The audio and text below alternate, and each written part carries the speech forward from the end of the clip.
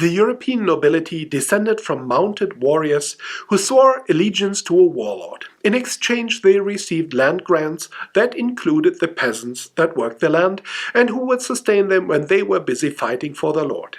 Over the centuries, this relationship developed into feudalism that structured society around relationships derived from the holding of land in exchange for military services.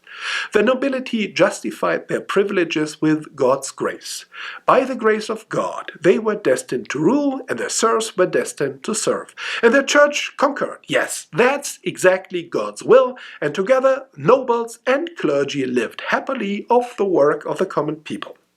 Even Martin Luther, who was able to challenge the status quo to the core, could not conceive of a world that was not divided in lords and serfs.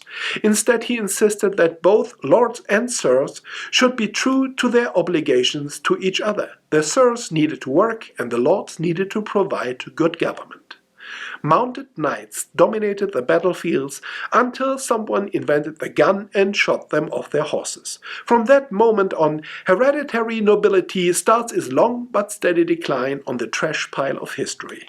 And economics changed. Cities rose in competition to their rural power base, and agrarian economics gave way to mercantilism and later to the capitalism of the Industrial Revolution. And when the French Revolution chopped off noble heads by the thousands, it was irrevocably clear that in the future the world would be shaped without the participation of the feudal lords. Today, only a few relevant royal families remain, and their main contribution to humanity is cutting ribbons and waving at the crowds and supplying the yellow press with details of their upper-class antics.